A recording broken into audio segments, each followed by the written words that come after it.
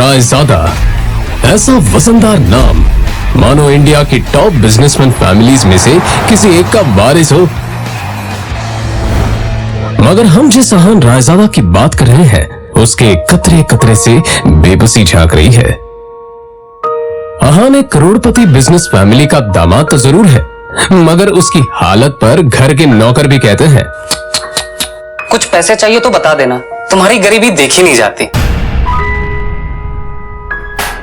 कहने को तो अहान जैसी रिच फैमिली के दामाद सड़कों पर महंगी कार दौड़ाते थे, मगर अहान की लाइफ में 3 चीजें आम थी। पहली चीज बेइज्जती, दूसरी चीज बहुत बेइज्जती और तीसरी चीज बहुत से भी ऊपर वाली बेइज्जती।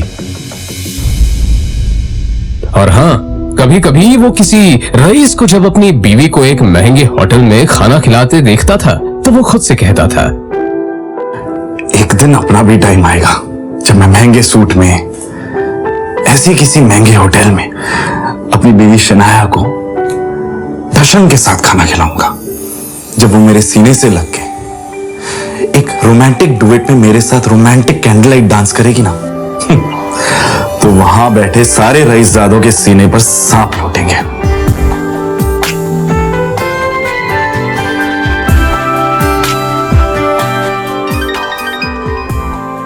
जरूर शनाया ने बहुत अहान चौंक कर उठ खड़ा हुआ। मोबाइल स्क्रीन पर देखा तो शगुन का फोन था। अहान के सारे सपने छूमंतर हो गए। शगुन अहान की बीवी शनाया की कजिन थी जो हमेशा ही अहान को नीचा दिखाने की कोशिश करती थी। मोबाइल की तरफ देखकर अहान ने बुरा सा मुंह बनाया और फिर कुछ सोचकर फोन उठा लिया। मेरे प्यारे जीजा जी, फोन नहीं उठाते आप? ये वो मैम। अच्छा वो सब छोड़िए, आप एक काम कीजिए, साहू ज्वेलर्स पे मेरा एक नेकलेस पड़ा है, मैंने ओनर को कॉल कर दिया है, वहाँ जाके नेकलेस कलेक्ट करके मेरे घर पे आइए। शगुन, मुझे बैंक जाना है और मैं बैंक जाने का तेवर किसी और को दिखाइएगा जीजा जी। वैसे भी आपको हमारे फैमिली के टुकड़ों पर ही पलना है ना? तो जितना काम कहा जा रहा है उतना कीजिए। और हाँ, नेकलेस के साथ में ओनर आपको 30,000 रुपए भी देगा, वो लेकर मेरे घर पे आ जाइए और 30,000 रुपए में से 1 रुपया भी कम नहीं होना चाहिए, समझे ना? देखो शगुन, आज तक मैंने कभी चोरी नहीं की है। और दूसरी बात यह कि अगर मुझ पर इतना डाउट है तो किसी नौकर को भिजवा के करवा लो। क्या है ना, बहस करने की इजाजत आपको है नहीं, तो जितना काम कहा जा रहा है उतना कीजिए। 1 घंटे के अंदर नेकलेस और पैसे लेकर मेरे घर आ जाइए। और फिर से कह रही हूँ, 30,000 रुपए में से 1 भी रुपया कम नहीं होना चाहिए। बाय। अरे है दीदी को बुलाओ यार, है दीदी।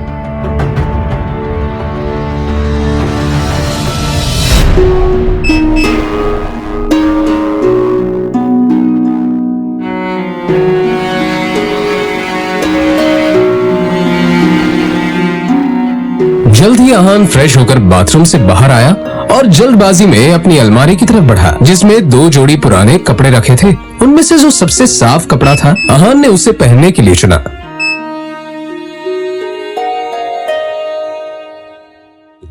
तैयार होकर वो बाहर निकला और जैसे ही सामने देखा तो उसकी सांस यामिनी गिल अपनी कुछ सहेलियों के साथ पार्टी में व्यस्त थी। तभी यामिनी जी की एक सहेली ने अपने सैंडल की तरफ देखकर कहा, यामिनी, ये देखो ना, तुम्हारे आते आते मेरा बेल्ट टूट गया चप्पल का। अब मैं घर कैसे जाऊंगी? अरे इसमें टेंशन लेने वाली कौन सी बात है? तुम पार्टी एंजॉय करो, मैं नौकर से कह दूंगी, वो ठीक करवा कर लाएगा। ना ना, मैं नौकरों पे भरोसा नहीं करती।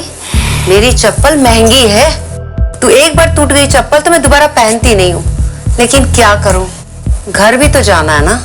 अहान उस तरफ से निकला ही था जब यामिनी जी की नजर उस पर पड़ गई। डोंट वरी, नौकर नहीं है, नौकर से थोड़ा ऊपर ही है, वो तुम्हारा काम अच्छे से करेगा।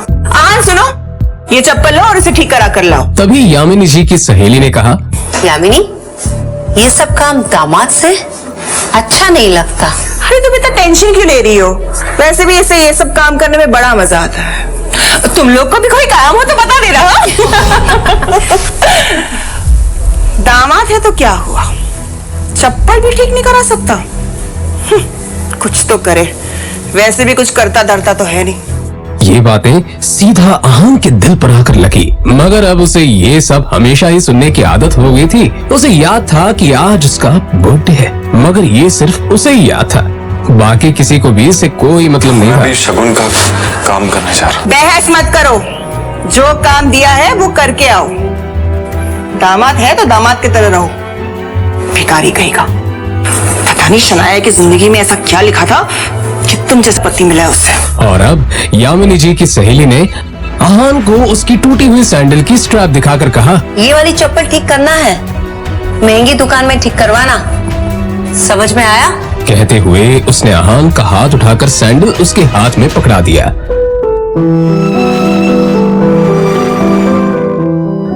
ना चाहते हुए भी अहान को यह काम करना ही पड़ रहा था।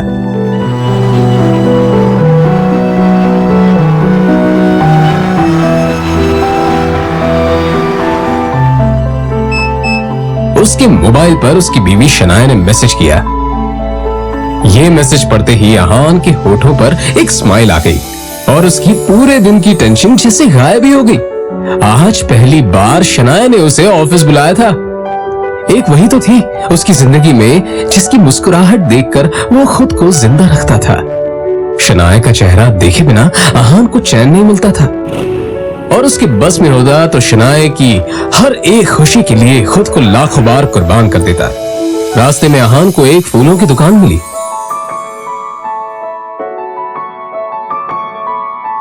और अपना पर्स निकालकर देखने लगा। उसमें सिर्फ 500 का एक नोट पड़ा हुआ था। जैसे ही अहान वापस मुड़ा तो उसे शगुन का काम और अपनी सास के दिए हुए काम याद आ गए। उसने एक नजर घूरकर उस सैंडल की तरफ देखा और कहा, माफ करना आंटीज और सासू माँ, आप लोगों को सादर प्रणाम। पर शनाया से बढ़कर मेरे लिए और कुछ नहीं है। थोड़ी सी डांट सुन लेंगे आपसे।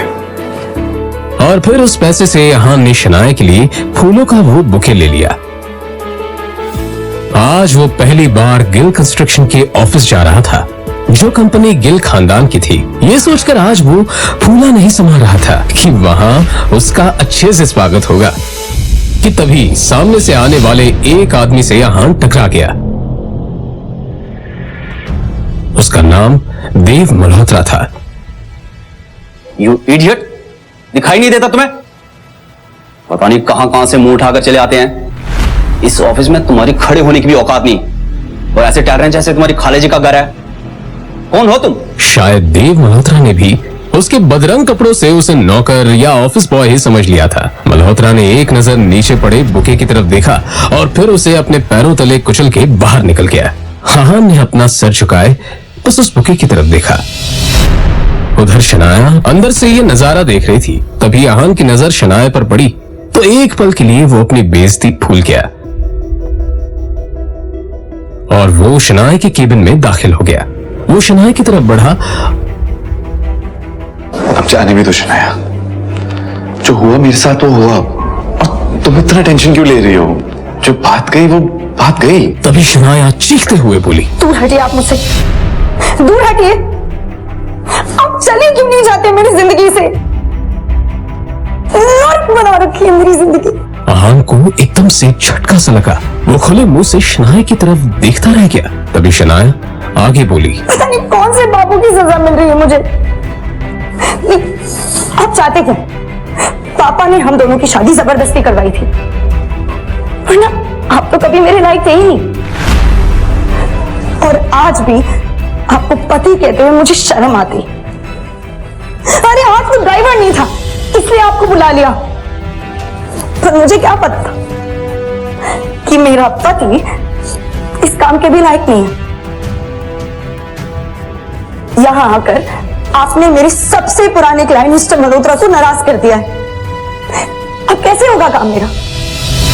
आंखों में आंसू लिए शनाया ने आगे कहा, मैं जहां पर भी जाती हूँ आप मुझे बेइज्जती के सिवा और कुछ नहीं दे सकते। सिर्फ एक बदनुमा दाग बनकर रह गए आप मेरी जिंदगी पर। इतना कहकर शनाया केबिन के बाहर निकल आई। तभी रास्ते में पड़े बुके की तरफ देखकर शनाया ने कहा, क्या है ये सब? क्या गंदगी फैला रखी है यहाँ पर? फेंको इसे डस्टबिन में। फूल को अपने पैरों से कुचलते हुए आगे बढ़ गई।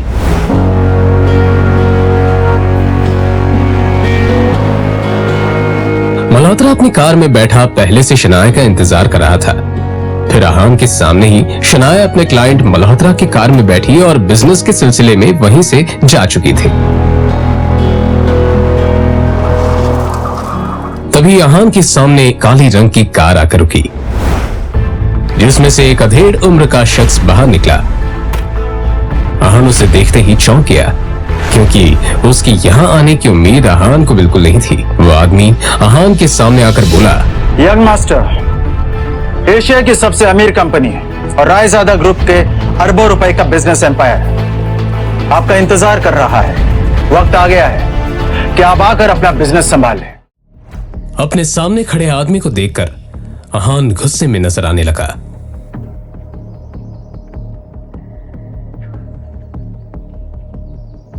मिस्टर विक्रम, आप यहां पर क्या कर रहे हैं? यंग मास्टर, मैं आपको लेने के लिए आया हूं। देखिए, मैं आपके साथ बहस तो नहीं कर सकता, मैं भी आपके पिताजी का एक नौकर ही हूं, पर हां, उन्होंने जो काम बोला है वो तो मुझे करना ही होगा। सीधे पॉइंट पर आइए, पहेलियां बुझाना मुझे पसंद नहीं है। तो मैं आपसे ये कहने के लिए यहाँ आया हूं कि आपके पिताजी आदित्य रायजादा ये चाहते हैं कि आप आकर उनका बिजनेस संभालें। वो इस एशिया का सबसे बड़ा एम्पायर आपको सौंपना चाहते हैं। और आपको लगा कि मैं उनकी बात मान लूंगा? मैं तो उनका बेटा हूं, तो फिर ये सब मुझे क्यों देना चाह रहे हैं? फिर जब मेरी माँ बीमार थी और मैं उनके पास मदद मांगने गया था, वो तो मीटिंग में बिजी थे ना, और उसकी वजह से आज मेरी माँ इस दुनिया में नहीं रही, और इसके लिए मैं उन्हें कभी माफ नहीं करूंगा। तो बेहतर ये होगा कि आप चले जाइए। आहान के इस बात पर विक्रम ने एक लंबी सांस ली और फिर कहा, यंग मास्टर, आप तो जानते हैं आपके पिताजी कितने जिद्दी हैं। वो आपको वापस लाने के लिए किसी भी हद तक जा सकते हैं, किसी भी हद तक। उनके सामने कोई औकात नहीं रखता। वो जब चाहे, जिसे चाहे, जहां चाहे पल में मिट्टी में मिला सकते हैं। लेकिन हाँ, जो आपके साथ हुआ उसे भूल जाए और रायजादा ग्रुप को अपना ले। रायजादा तैयार है आपको वो सब कुछ देने के लिए जिसके आप हकदार हैं।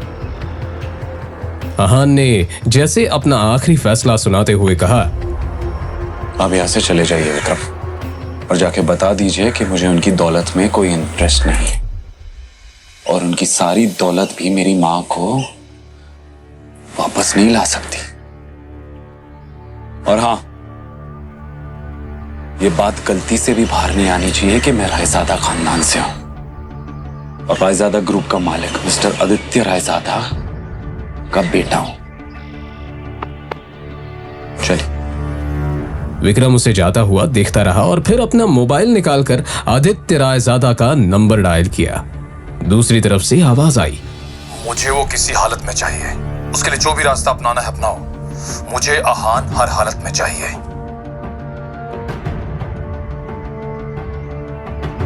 यंग मास्टर, आपको आना ही होगा। इधर आहान कुछ ही देर में अब अपने घर पहुंच चुका था। लगी घड़ी में देखा तो शाम के 7 बज चुके थे। अपने आसपास देखते हुए उसने कहा, तभी अचानक ही आहान का मोबाइल बज उठा। उसने स्क्रीन पर देखा तो यामिनी जी का फोन था। फोन उठाते ही दूसरी तरफ से आवाज आई, कहाँ थे तुम? हाँ, तुम्हें पता है ना, तुम्हारी वजह से मेरी सहेलियों के सामने मेरी कितनी बेइज्जती हुई है, और तुम्हारा फोन क्यों नहीं लग रहा है? हाँ, मैं अभी घर वापस आ गई हूँ, ये बताओ तुम्हारा फोन क्यों नहीं लग रहा है? माँ जी, शनाया को लेने गया था, उसका फोन। तो फोन दो उसे, उसका फोन भी नहीं लग रहा है।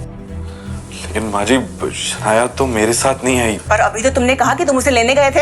हाँ, मगर वो अपने किसी क्लाइंट के साथ। आहान का इतना ही कहना था कि तभी यामिनी जी उस पर चिल्लाते हुए बोली, रात होने को आई है और तुम कह रहे हो कि वो किसी क्लाइंट के साथ है। तुमने कुछ गड़बड़ की होगी, इसलिए तुम्हारे साथ वो आई नहीं। अच्छे दामाद तो तुम बन नहीं पाए, कम से कम अच्छी पति तो बनो। तुम्हारे पास 1 घंटा है, किसी भी तरह शनाया को ढूंढकर इस घर में वापस लाओ।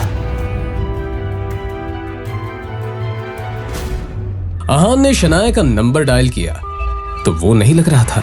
अब सच में उसे शनाया की फिक्र होने लगी थी। Come on, Shanaya, pick up the phone. वो लगातार शनाया को फोन लगाता रहा मगर उसका फोन नहीं लगा। अब परेशान होकर अहान बाहर निकला।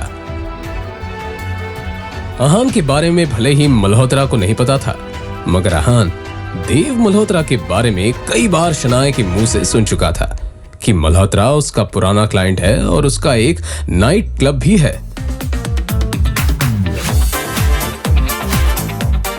अंदर बेहद ही शोर शराबा था और लोग शराब पीकर नाच रहे थे। अहान ने चारों तरफ देखा पर कहीं भी उसे शनाया नजर नहीं आई। तुम यहाँ? तुम्हारी हिम्मत कैसे यहाँ आने की?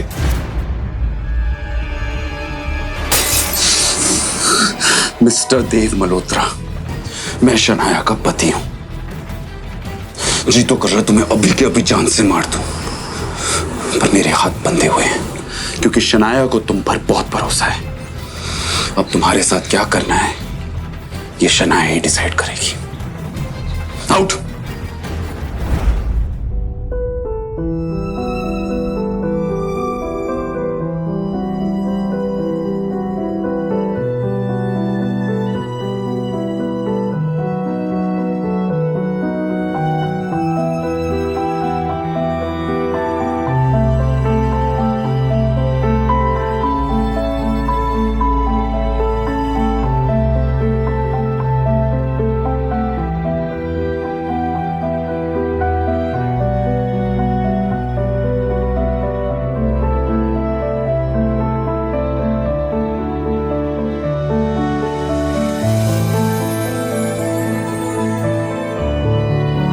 पता है हमारा एक साथ सोना आपको पसंद नहीं है, पर आज रात आपको इसी कमरे में सोना पड़ेगा। आप ऐसी हालत में नहीं हो जो मैं आपको अकेला छोड़ दूं।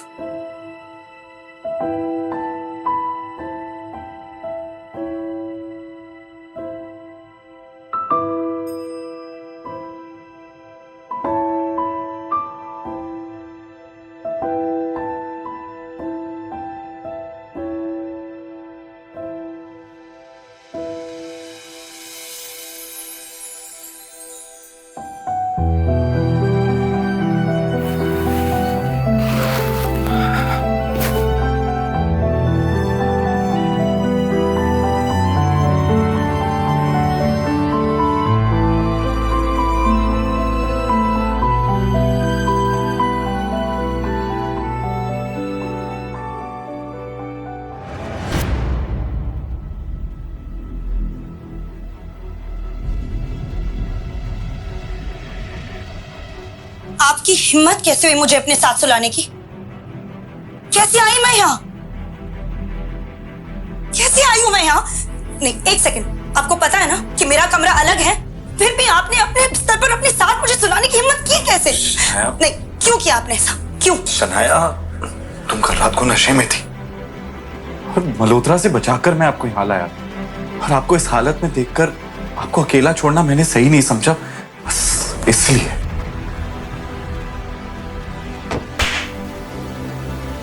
अब शनाया को बीती रात की सारी घटना याद आ गई जब देव मल्होत्रा ने उसके ड्रिंक में कोई दवा मिला दी थी और फिर उसका फायदा उठाना चाहा था। मुझे याद आ गया कि मेरे साथ कल क्या हुआ था, पर अगर आप ये समझते हो कि आप इस बात का फायदा उठाकर मेरे करीब आ सकते हो तो ये दिमाग से कंप्लीटली निकाल दो। आपके चक्कर में मुझे याद ही नहीं रहा कि मुझे कितना जरूरी काम करना था। इस मल्होत्रा का तो कुछ करना पड़ेगा।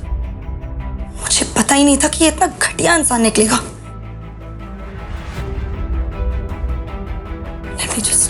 कहते हुए शनाया ने अपना लैपटॉप खोला और ईमेल चेक करने लगी, तभी उसे सामने जो दिखा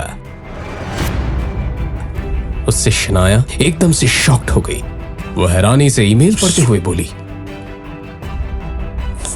ये कैसे हो सकता है? इस ऑफिसर ने मेरे ड्रीम प्रोजेक्ट को अप्रूव करने से मना कर दिया। तभी अचानक ही शनाया का मोबाइल बजने लगा।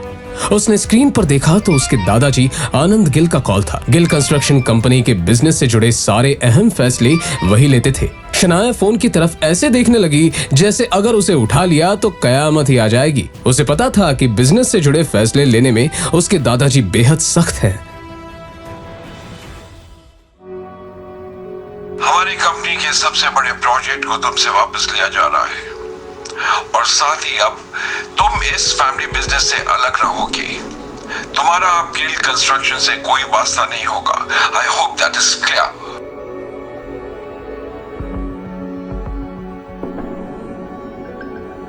अब ये सब जो कुछ भी है मेरी सरदर्दी है और ये सब मैं खुद ही हैंडल कर लूंगी।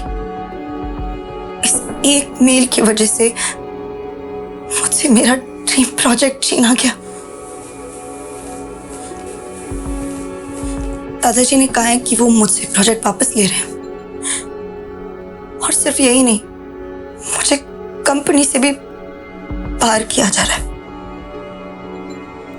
मगर ऐसा कैसे हो सकता है? एक प्रोजेक्ट की वजह से कोई भी किसी को कंपनी से कैसे निकाल सकता है? और अगर अप्रूवल नहीं मिला, इसमें आपकी क्या गलती है? मैंने कहा ना कि मैं ये सब खुद हैंडल कर लूंगी। मुझे लगता है कि आपको एक बार दादाजी से मिलकर इस मामले में बात करनी चाहिए। इतना बड़ा फैसला फोन पर नहीं कर सकते। शनाया, दुनिया मुझे निकम्मा समझती है और शायद आप भी मुझे ऐसे ही समझते हैं। अब एक बार अपने इस निकम्मे पति को भी मौका देकर देख लो। ओह, तो आप अपने आप को बड़ा तीसमार खान समझते हैं ना? क्या कर लेंगे आप? मेरे साथ चलो और अपने दादाजी से बात करो।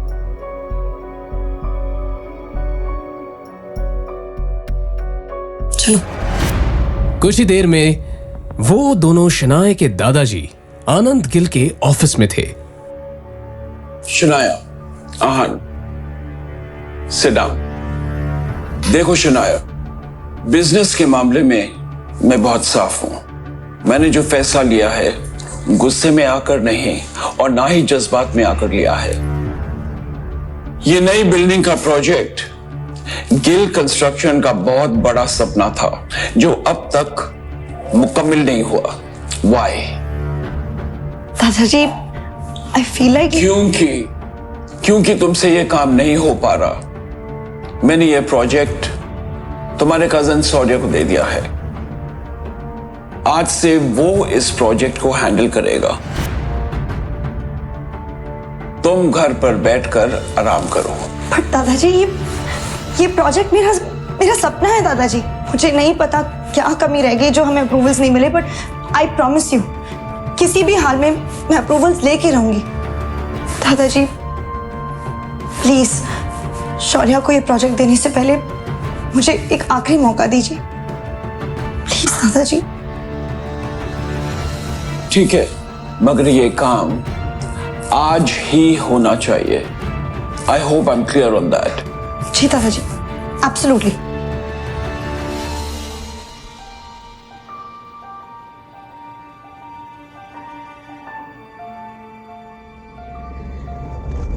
शौर्य शनाया का ही कजिन था जो हमेशा से शनाया को बिजनेस से बाहर करना चाहता था। उसकी हसरत थी कि एक दिन वो इस बिजनेस एम्पायर को हासिल कर ले और इसके लिए शनाया को वो हर हाल में पीछे छोड़ना चाहता था। अप्रूवल के लिए आई हो, मगर अफसोस अब कोई फायदा नहीं है क्योंकि उस ऑफिसर को मैंने ऑलरेडी खरीद लिया।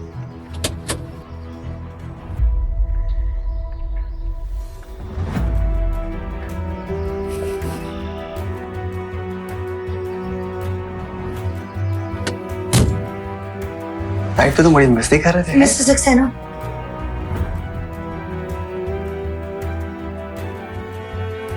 कहिए शनाया जी, कैसे आना हुआ?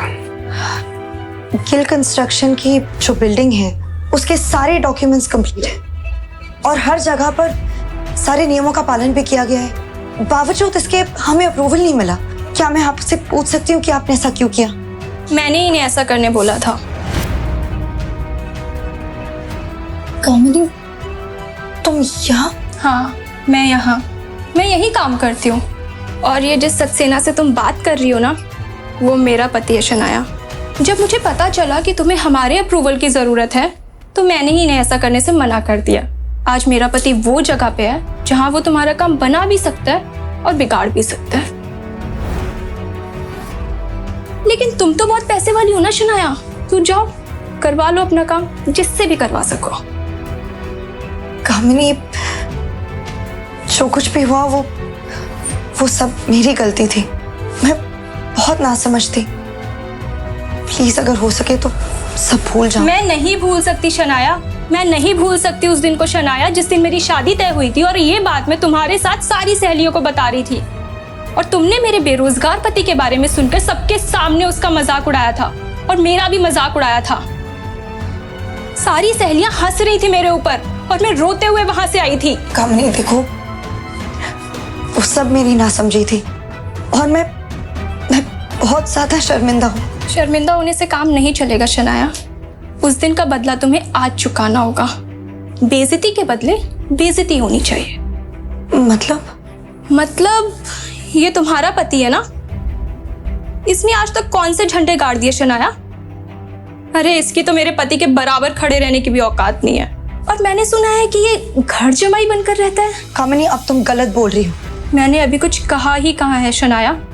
ठीक है, अब सुनो, अगर तुम्हें अप्रूवल चाहिए तो तुम्हारे पति को बोलो मेरे पति के सामने हाथ जोड़ के गिड़गिड़ा के अप्रूवल की भीख मांगे। कामिनी, तुम बाहर का रास्ता उधर है शनाया।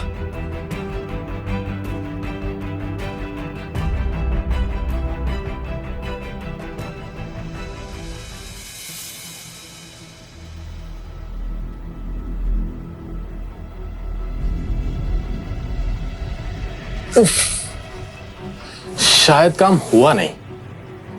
So sad. अब तो तुम्हें ये प्रोजेक्ट मेरे हवाले करना होगा। और तो और आनंद दादू की नजरों में भी अब तुम किसी काम की नहीं रही। अब तो तुम्हें ये कंपनी भी छोड़नी पड़ेगी। तुम बिल्कुल टेंशन मत लो, मैं हूं ना, मैं सब संभाल लूंगा। तुम बस घर पर आराम करो अपने उस निकम्मे पति के साथ, उसकी बीवी बनकर। और वो तुम्हारा पति कहां रह गया? वापस नहीं आया तुम्हारे साथ?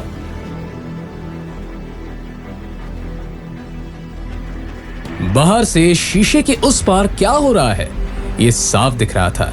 और फिर शनाया ने जो देखा उससे तो शनाया को झटका सा लगा। अंदर अहान सारे स्टाफ के सामने गिड़गिड़ा रहा था, अप्रूवल की भीख मांग रहा था।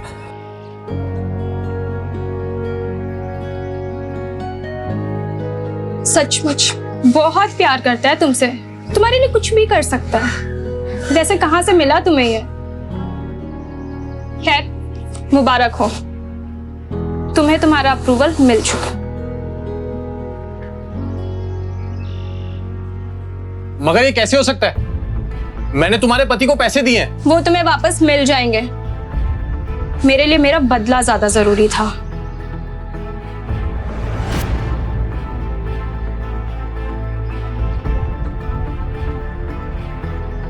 आप क्या समझते हैं खुद को? क्यों किया आपने ऐसा?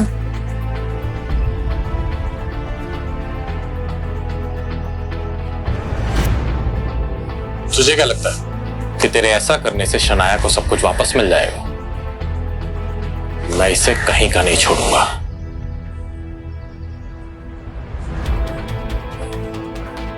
तू क्या? दुनिया में कोई भी शनाया का बाल तक बांका नहीं कर सकता। तो मगर कब तक साथ देगा तो शनाया का? देखता जा, मैं तेरा और शनाया का रिश्ता ही खत्म कर दूंगा। कोशिश कर ले, चल जाएगा।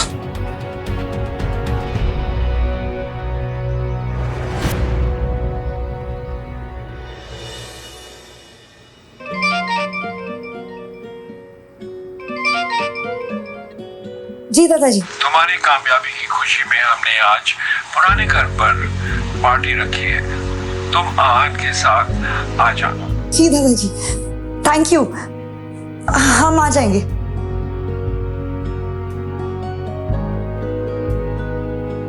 क्या हुआ? वो दादाजी ने पुराने घर में पार्टी रखी है और हम दोनों को बुलाया है।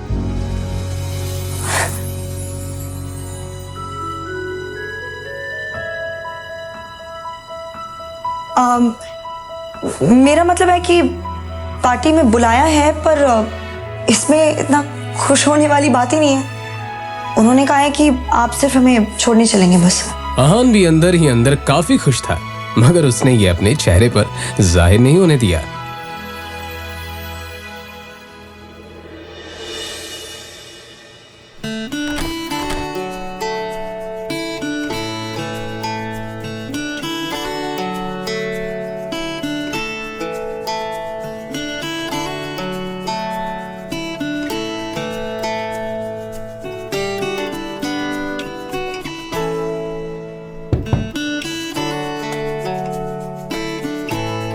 इतना हैरान होने की कोई जरूरत नहीं है। अपने लिए कुछ कपड़े मंगवाए थे, पसंद नहीं आए। दुकानदार पैसे वापस ही नहीं कर रहा था, तो मैंने सोचा आपके लिए कुछ मंगवा।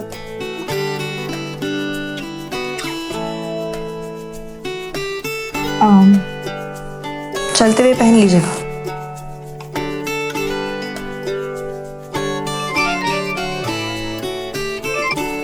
हाँ शगुन बोलो। शनाया, ये शॉपकीपर बोल रहा है कि तुमने आहान के लिए स्पेशल ऑर्डर देके सूट बनवाया है। क्या चल रहा है ये सब? तो मैं आहान के लिए कुछ करूं तो उसमें गलत क्या है? फोन रखो, बाद में बात करते हैं। शाम हो चुकी थी और सभी बड़े लोग पार्टी में आ चुके थे। आहान और शनाया को देखकर शौर्य और शगुन के मन में कुछ और ही चल रहा था। एक काम बोला था मैंने इस आहान को, वो भी नहीं हुआ इससे। आजकल बहुत सर पर चढ़कर नाच रहा है। इसके लिए मैंने खुद कुछ सोच रखा है, कुछ ऐसा जिससे जितनी ये जोड़ी खूबसूरत दिख रही है ना, उतना लोग इन पर थूके। उसके लिए मुझे तुम्हारा साथ चाहिए होगा। इस पार्टी में कुछ तो ऐसा करना पड़ेगा जिससे आहान और शनाया की बेइज्जती भी हो जाए और गलती भी आहान की हो। शौर्य, ऐसा होगा कैसे? इस गरीब सड़क छाप पे इतना महंगा सूट कुछ जम नहीं रहा है। शनाया, वेलकम बच्चा। Aahan, welcome to the party. Come let's have a drink. आ जाओ। शनाया भी पता नहीं आजकल इसे कुछ ज्यादा ही भाव देने लग गई है। पता नहीं क्या हो गया ऐसे। सही कहा, आजकल कुछ ज्यादा ही उछल रहा है। अब देखो मैं क्या करता हूं।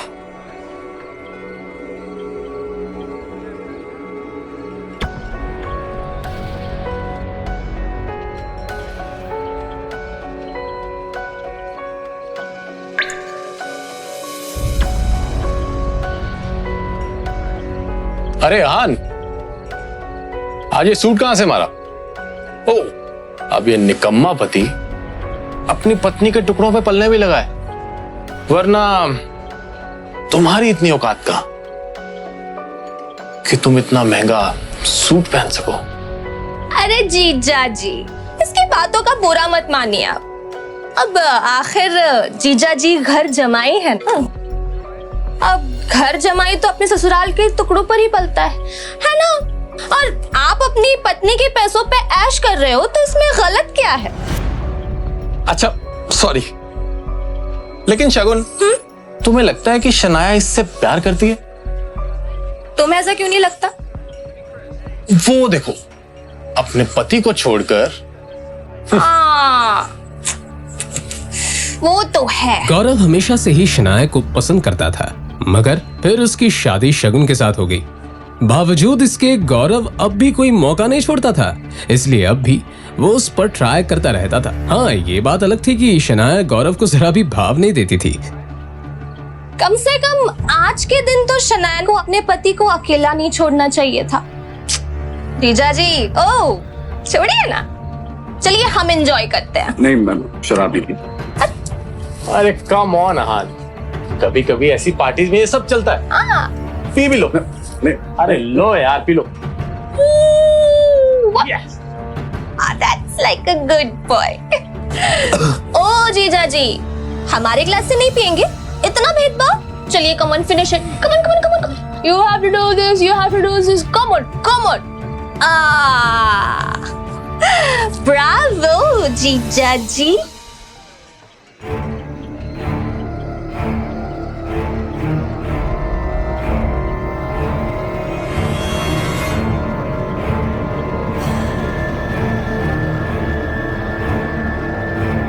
सुनिए सुनिए सुनिए, ये है हमारे घर के दामाद। इनमें बहुत सी खूबियां हैं और ये किस खानदान से है, इनका पेशा क्या है, आज ये सब बताएंगे कि इन्होंने क्या सोचकर हमसे रिश्ता जोड़ा। ओह, तो तुम दोनों ने इसीलिए मुझे शराब पिलाई। अब अगर इतनी जिज्ञासा हो ही रही है तो सुनो। साले साहब, पहले आपसे शुरू करते हैं। तुम ना एक नंबर के लालची और खुदगर्ज इंसान हो। गिल कंस्ट्रक्शन के भाग दौड़ को हासिल करना चाहते हो और इसीलिए तुम शनाया को अपने रास्ते से हटाना चाहते हो। अरे तुम तो हमारा रिश्ता भी तोड़ना चाहते हो। ये क्या बकवास कर रहे हो? चुप, बिल्कुल चुप, मेरी बात खत्म नहीं हुई अभी तक। हाँ, तो तुम इस बिजनेस को हासिल करने के लिए तरह तरह की चालें चलते हो। अपने बाप नीरज गिल के साथ मिलकर दादाजी की चपलूसी करते हो और उन्हें शनाया के खिलाफ भड़काते हो। Stop it. आखिर ये हो क्या रहा है यहाँ? दादाजी। वैसे भी दादाजी, आपका क्या कहना? दिखाने को तो आप शनाया को मौका देते रहते हो, लेकिन अंदर ही अंदर आप शौर्य को ज्यादा चाहते हो। इसीलिए तो आपका हर एक फैसला शौर्य के हक में और शनाया के खिलाफ होता है। You are disgusting. जाओ यहां से। आहान, अपनी हद में रहो। ये हमारे दादाजी हैं। तुमसे उम्र, रिश्ते और औहदे में सबसे बड़े हैं। शगन, ओ शगन, तुम्हारी कमी थी। क्या है, मुझे पता है कि शनाया के खिलाफ तुम और शौर्य अब एक हो चुके हो। आखिर तुम शौर्य के चाचा की बेटी जो हो। अंदर ही अंदर तुम एक दूसरे के बारे में जो भी कहो, पर जब बात शनाया की आती है, मुझे पता है कि तुम दोनों एक हो जाते हो। इसीलिए मुझे शराब पिलाई ताकि तुम मेरी बेइज्जती कर सको, है ना?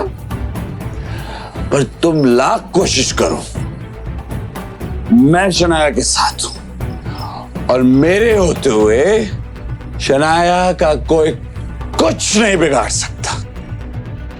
सच कहूं, शौर्य, तो एक शनाया ही है जो तुम सबसे ज्यादा टैलेंटेड है। सबका ख्याल करती है, सबका फिक्र करती है, लेकिन भेदभाव भी उसी के साथ हो रहा है। अपनी ये बकवास बंद करो। ऑलरेडी बहुत बेइज्जती करवा चुके हो तुम। निकल जा यहां से। तू कल भी शनाया की जूती के बराबर था और आज भी वही है। आज तुम दोनों ने बेशर्मी की सारी हदें पार कर दी। किसी को नीचा दिखाने के लिए कोई इतना गिर सकता है, ये मैं पहली बार देख रही हूं।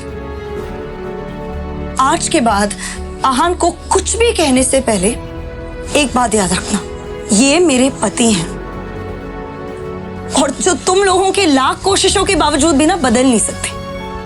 इसलिए अगली बार आहान के साथ कुछ भी गलत करने की कोशिश की ना, तो मुझसे बुरा कोई नहीं होगा।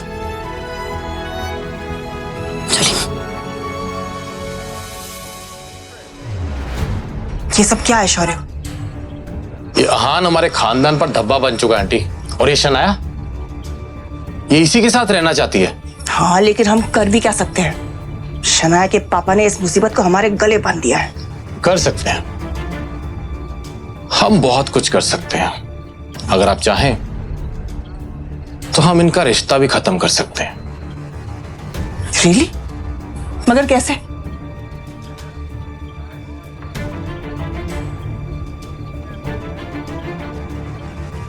ठीक है, तुम्हें जो करना है तुम करो, लेकिन एक बात याद रखना, शनाया को कुछ नहीं होना चाहिए। आप फिक्र मत करिए, शनाया को कुछ नहीं होगा।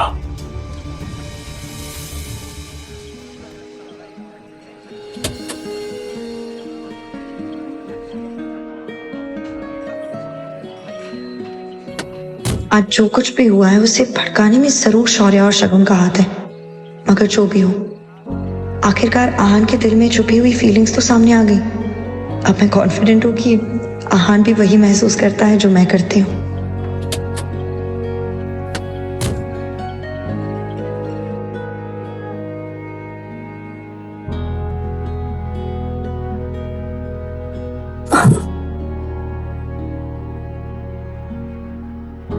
मैं आपसे बहुत प्यार करता हूँ।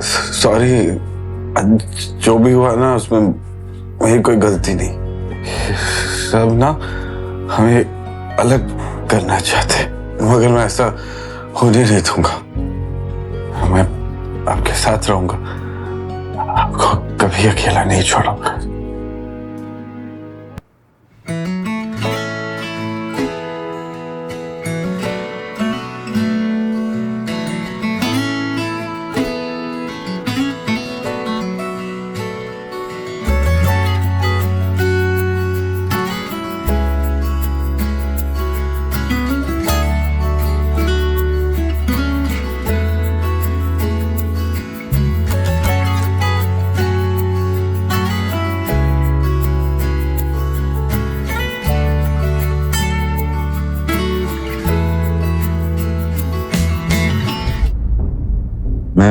मैं यहाँ कैसे आया?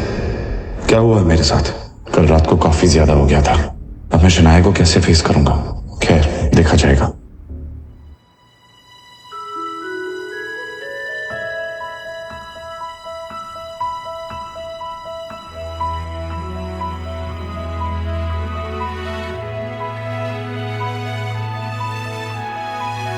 Good morning.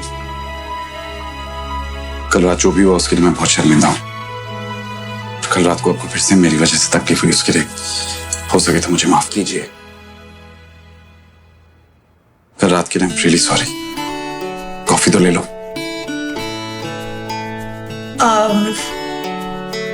एक्चुअली वो मुझे फ्रेश होने जाना है, बहुत काम है, लौट कर पी लूंगी।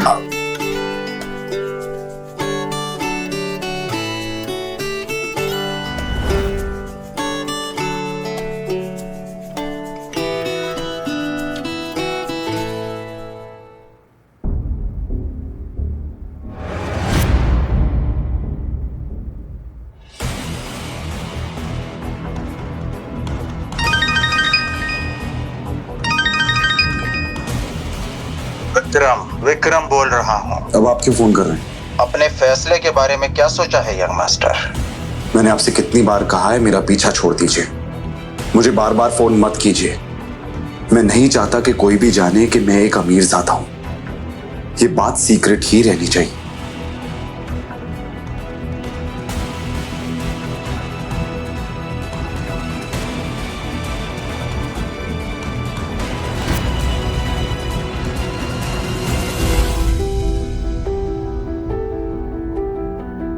क्या हुआ शनाया? हाँ, वो कल रात को जो हुआ इसलिए। इट्स ओके, मुझे ऑफिस जाना है, इसलिए बार बार एक ही बात करना बंद कीजिए प्लीज।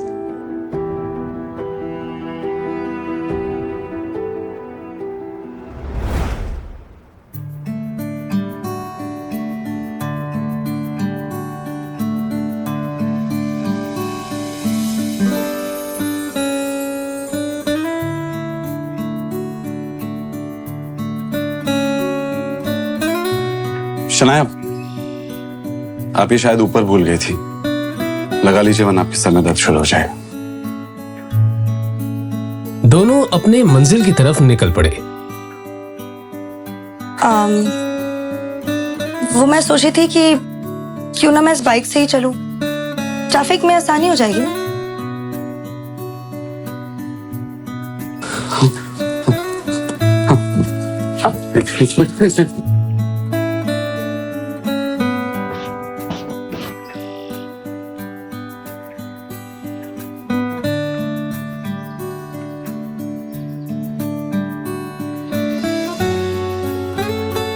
बाइक पर बैठकर शनाया ने आहान के कंधे पर हाथ रखा तो आहान को एक अलग ही एहसास हुआ। शनाया का भी कुछ यही हाल था। आज वो दोनों पहली बार पूरे होश में एक दूसरे के इतने पास थे। आप चलेंगे या किसी और का भी इंतजार है?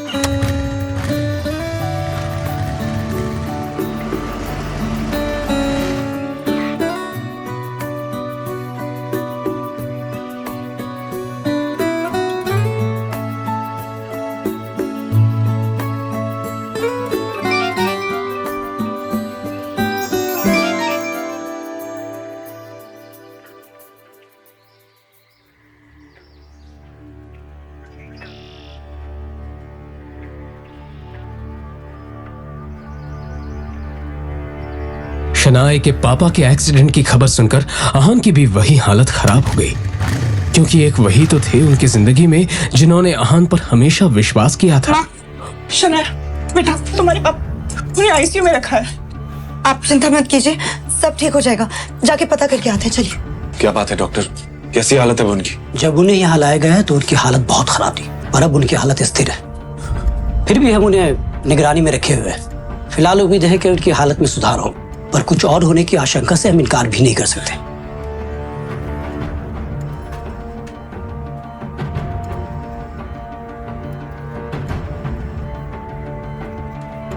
आहान, शनाया और यामिनी जी का पूरा दिन कश्मकश में बीत गया। शाम होने को आई थी और अब भी वो सब हॉस्पिटल में मौजूद थे। शनाया की हालत आहान से देखी नहीं जा रही थी। तभी कुछ सोचते हुए आहान ने शनाया के पास जाकर कहा, अब माँ को लेकर घर निकल जाइए शनाया। अंकल की देखभाल के लिए मैं यहाँ हूँ। जो भी होगा मैं आपको फोन करता रहूंगा। पर मैं पापा को इस हाल में छोड़कर कैसे जा सकती हूँ? उनकी हालत। देखो शनाया, अंकल के लिए मेरा प्यार आपसे कम नहीं है। उन्होंने मेरे लिए जो कुछ भी किया है उसका एहसान मैं नहीं चुका सकता। वो मेरे लिए भगवान के समान है। इसलिए मैं कह रहा हूं, आप खुद पर ध्यान दीजिए और माँ को लेकर घर जाइए। मैं यहाँ पे सब कुछ संभाल लूंगा।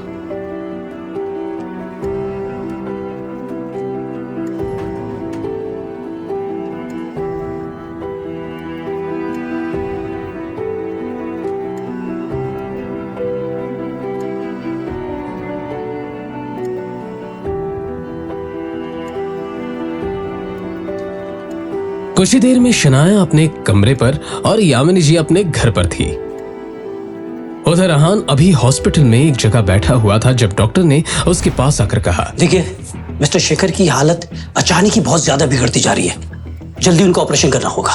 डॉक्टर, आपने तो कहा था उनकी हालत स्थिर है, फिर अचानक क्या हो गया? इस बारे में हम कुछ भी ठीक से नहीं कह सकते, मगर उनका ऑपरेशन जल्दी नहीं किया गया तो उनकी जान को खतरा है। तो फिर डॉक्टर आपको किस बात का इंतजार है? आप ऑपरेशन शुरू कीजिए। ओके फाइन, मगर कुछ डॉक्यूमेंट्स है जो आपको भरने पड़ेंगे और साथ ही जाकर बिल काउंटर पर आप जाकर 15 लाख जमा करा दीजिए। मैं ऑपरेशन की जाकर तैयारी करता हूँ। ओके। 15 लाख की बात सुनते ही आहान टेंशन में नजर आने लगा। उसने शनाया को कॉल करने के लिए फोन निकाला ही था कि तभी उसके सामने विक्रम खड़ा दिखाई दिया, जो आहान की तरफ देखकर मुस्कुरा रहा था। उसे देखते ही आहान के दिमाग में ढेर सारे डाउट्स आ गए और वो विक्रम के पास जाकर बोला, आप यहाँ पे क्या कर रहे हैं? वैसे शनाया पैसे का इंतजाम आसानी से कर लेगी, लेकिन आपने ये सोचा है यंग मास्टर कि ये सब अपने आप कैसे हो गया? यह एक्सीडेंट तुम्हारे पापा के कहने पर ही करवाया गया है। आपकी हिम्मत कैसे हुई ये करवाने की? आदित्य रायजादा की हिम्मत इतनी ज्यादा है कि उनके एक इशारे पर शेयर मार्केट हिल सकता है। ये तो एक मामूली सा एक्सीडेंट है। ये आपने सही नहीं किया और इसकी कीमत आपको चुकानी ही होगी। बस 15 लाख की तो कीमत है और मैं वो पूरी देने के लिए तैयार हूं। रायजादा ग्रुप को अपना लो। वैसे भी इस कंपनी के सामने 15 लाख ऊंट के मुंह में जीरे समान है। ये पैसे तो तुम्हें देने ही होंगे, लेकिन अंकल के एक्सीडेंट का हिसाब मैं बाद में लूंगा, लेकिन तुम्हारी बात कभी नहीं मानूंगा। वैसे भी अगर मैं तुम्हें पैसे ना दूं तो तुम्हारा काम रुकेगा नहीं। शनाया है तुम्हारे पास, क्यों? लेकिन सोचो, अगर शनाया को यह पता चल जाए कि रायजादा खानदान के साथ ताल्लुक होना ही इस एक्सीडेंट की वजह है, तो क्या वो तुम्हें माफ करेगी? हाँ? तुम्हारा ये जो रिश्ता है धीरे धीरे सही हो रहा है, वो पूरी तरह खत्म हो जाएगा। सच में विक्रम ने बड़ी ही शातिर चाल चली थी और आहान को यह अफसोस हो रहा था कि अभी तक वो इस साजिश को समझ क्यों नहीं पाया था। और हाँ, तुमने अगर ना की तो तुम जानते हो अपने पिताजी को, ये सब यहां नहीं रुकने वाला। शनाया भी है ना। अब ऐसा कुछ नहीं करेंगे जिससे शनाया या उसकी फैमिली और मुसीबत में है। मैं आपकी बात मानने को तैयार हूं, लेकिन हाँ, ये बात बाहर नहीं आनी चाहिए कि मैं कौन हूं, और ये सब मेरी वजह से हुआ है।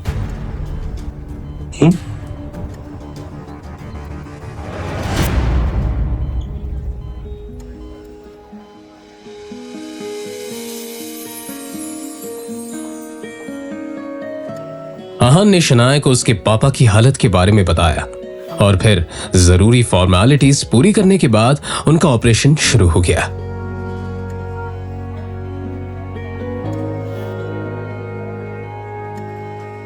कुछ देर में डॉक्टर ने खबर सुनाई थी कि अब शेखर की हालत ठीक है। ये सुनकर दोनों ने राहत की सांस ली। अब वो मैं पापा के लिए खाना लेकर आई थी, सोचा था उनकी तबीयत बेटर होगी तो उन्हें खिला दूंगी, पर अब आप ही को खाना पड़ेगा।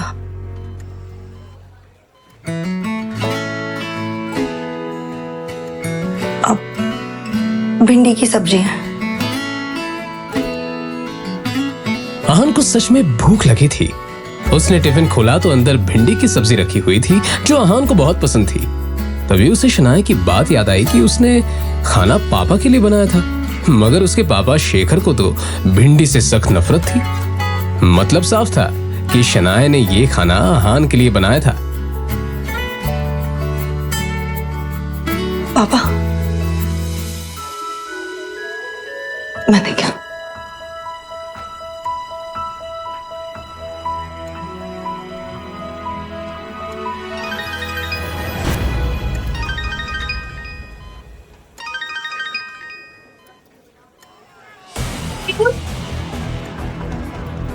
शगुन, क्या नया नाटक है? शगुन के रोने की आवाज और गुंडों के हंसने की आवाज आहान के कानों में साफ पड़ रही थी।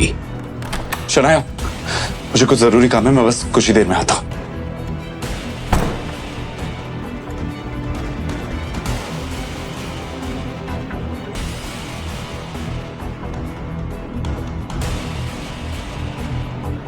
अचानक हुए इस हमले से आहान खुद को संभाल नहीं पाया।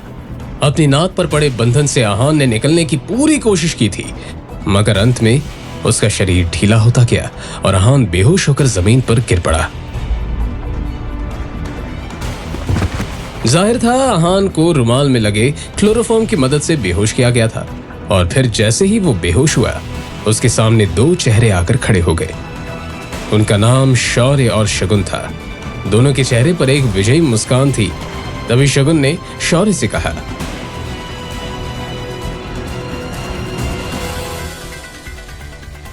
इसके बाद क्या हुआ कुछ पता नहीं चला।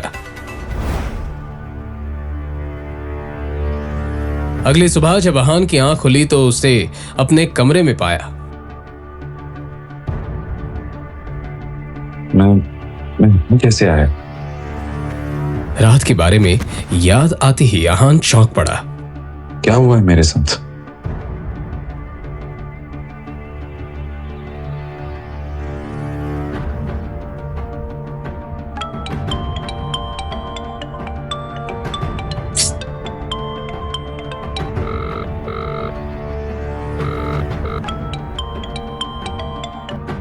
हेलो शगुन, ये क्या खेल चल रहा है? कहाँ हो तुम? मैं जब मल्होत्रा के यहाँ पहुंचा तब वहां तुम नहीं थी, और फिर मुझे किसी ने बेहोश कर दिया, और अब मैं अपने घर में उठाऊं। सच सच बताओ, मेरे साथ क्या हुआ? लगते नशे करने की आदत पड़ गई है क्या आपको जीजा जी? देखिए, मैंने आपको कहीं नहीं बुलाया। मैं तो शहर से बाहर हूँ यार। देखिए जीजा जी, मैं बहुत बिजी हूँ। आपकी फिजूल की बातों के लिए मेरे पास बिल्कुल वक्त नहीं, ठीक है? फोन रखिए। इतना कहकर शगुन ने फोन काट दिया। तभी उसके मोबाइल पर शनाया का मैसेज आया। इस मैसेज को पढ़कर आहान ने एक लंबी सांस ली, और फिर उसकी मोबाइल पर विक्रम का फोन आया। फोन उठाते ही विक्रम ने कहा, अब आप अपना काम शुरू कर सकते हैं। फिलहाल आपके रहने के लिए रोजवुड स्प्रिंग में एक घर बुक कर दिया। आप जाकर देख सकते हैं, मगर उस कार्तिक कोहली से बचकर रहना। वो बहुत ही चालाक है और अपना काम निकालने में काफी माहिर। रोजवुड स्प्रिंग के बारे में आहान ने बहुत सुन रखा था। एक फ्लैट की कीमत भी वहां 50 करोड़ से कम नहीं थी। उसे याद था कि शनाया को यह जगह बहुत पसंद थी। अरे ओ, रुको रुको, कौन हो तुम और इस तरह से अंदर क्यों जा रहे हो? वो मुझे यहाँ पे घर खरीदना है, बस वही देखने जा रहा हूँ। ए भाई, आजकल तो कोई भी ऐसे ही इधर मुंह उठा के चला आता है, और तुम्हारी तो इधर देखने तक की भी औकात नहीं है, और बातें बड़ी बड़ी कर रहे हो। चलो निकलो ऐसे, निकलो। एक तो किसी के कपड़े देखकर उसे जज करना गलत बात होती है, और यहाँ हर गेस्ट के साथ आप ऐसी बात करते हैं क्या? मुझे जाने दीजिए। अरे जाओ जाओ, निकलो, अपनी गाड़ी लेके निकलो, चलो। और फिर इस तरह से उनके बीच बात काफी बढ़ गई। आहान उसको थप्पड़ मारने ही वाला था कि तभी पीछे से एक आवाज आई। सर। आहान ने पलटकर उस तरफ देखा तो रोजवुड स्प्रिंग का मालिक कार्तिक कोहली खड़ा हुआ था। कार्तिक कोहली उन गार्ड्स के नजदीक आकर बोला, सर, इन्हें माफ कर दीजिए। इनकी तरफ से मैं आपसे सॉरी बोल रहा हूं। शायद तुम गेस्ट से बात करने की तमीज भी भूल चुके हो। तुम्हें पता भी है सामने कौन खड़ा है? Sorry sir. निकलो, आउट। इतना कहकर कार्तिक कोहली आहान को अंदर ले गया। इन्हें मैं कौन हूँ ये बताने की कोई जरूरत नहीं है। बस इन्हें ये पता होना चाहिए कि अगर कोई गरीब भी यहाँ पे आ जाए ना, तो उसके साथ भी सलीके से पेश आना चाहिए। जी जरूर। अब वैसे मुझे पता था आप यहाँ आने वाले हैं, बस इन्हें बताना भूल गया। वैसे मैंने आपके लिए लंच का इंतजाम किया। चलिए जरा हमें भी मौका दीजिए। आपका ये रोजवुड स्प्रिंग्स काफी पॉपुलर हो रहा है, पर मुझे लगता है अगर इस पहाड़ी इलाके में इसका एक्सपेंशन हो पाए ना, तो ये जगह देश भर में मशहूर हो जाएगी और बड़े बड़े लोग आकर खरीदारी करना पसंद करेंगे। आप सही कह रहे हैं मिस्टर रायजादा, मगर क्या है कि इसके लिए बहुत सारे पैसों की जरूरत हो, जो फिलहाल तो मेरे पास नहीं है। अगर आप चाहें तो इस प्रोजेक्ट में मैं इन्वेस्ट कर सकता हूं। ये तो मेरे लिए बड़े नसीब की बात होगी। मुझे आपका ये फैसला मंजूर है। और फिर इस तरह से यहाँ एक डील फाइनल हो गई। कार्तिक कोहली बहुत ही खुश था। तो ठीक है, मैं चलता हूँ। अरे मिस्टर रायजादा, बाहर धूप बहुत है, आप मेरी गाड़ी लेकर जाइए प्लीज।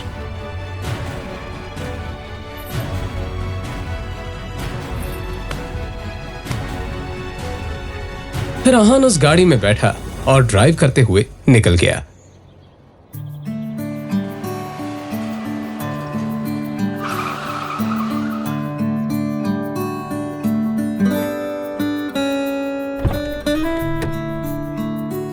इधर आहान अब शनाया के ऑफिस के बाहर पहुंच चुका था। आज वो इस गाड़ी पर शनाया को ले जाने वाला था। बाहर निकलते ही शनाया हैरानी से आहान को देखकर बोली, ये इतनी महंगी गाड़ी रेंट करने की क्या जरूरत थी?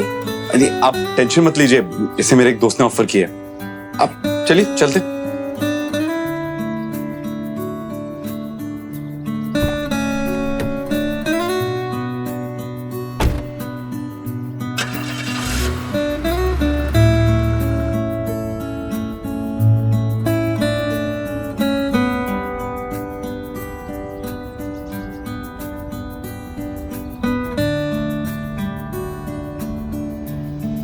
उनके बीच अभी खामोशी ही थी जब अचानक ही अहान के मोबाइल पर कोई मैसेज आया।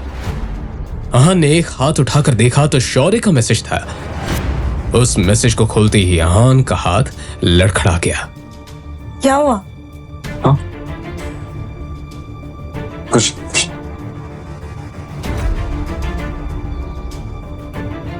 शनाया ने घूरते हुए एक नजर अहान की तरफ देखा तो उसे कुछ अजीब लगा। अगर आपको कोई प्रॉब्लम है तो आप मुझे बता सकते हैं। शौर्य ने जो मैसेज भेजा था उसमें अहान के कई सारे फोटोज थे जिसमें अहान किसी लड़की के साथ दोनों उस तस्वीर में काफी ज्यादा इंटीमेट थे।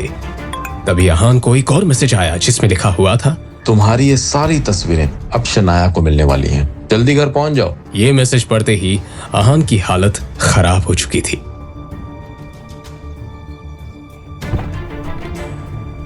वही रुक जाओ। अब इस घर में कदम रखने की हिम्मत भी मत करना। आज तक तुम सिर्फ एक धब्बा थे, आज कलंक बन चुके हो। हिम्मत कैसी हुई तुम्हारी मेरी बेटी को धोखा देने की? हाँ, ये सब झूठ है, मुझे नहीं पता ये क्या क्या कह रहे हैं। ये अपनी ये बकवास बंद करो। इन तस्वीरों को देखकर कौन विश्वास नहीं करेगा कि ये तुम हो?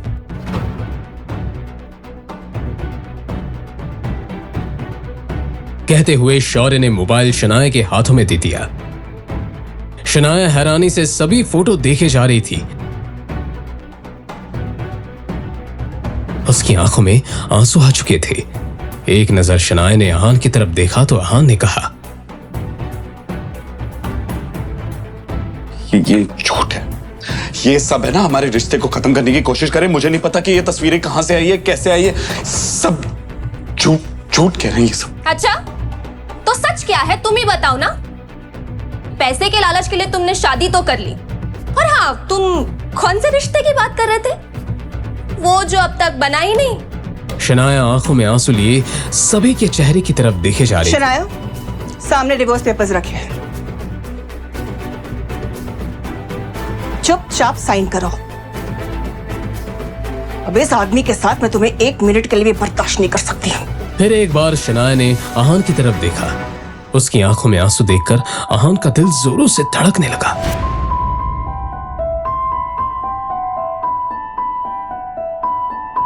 शनाया भारी कदम से उस टेबल की तरफ बढ़ रही थी जहां पर डिवोर्स पेपर रखा हुआ था।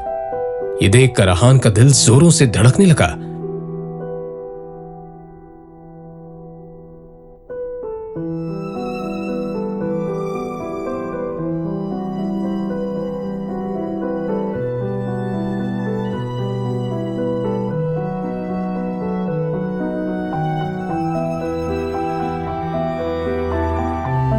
क्या शनाया अहान को तलाक दे देगी या फिर आएगा कहानी में नया मोड़?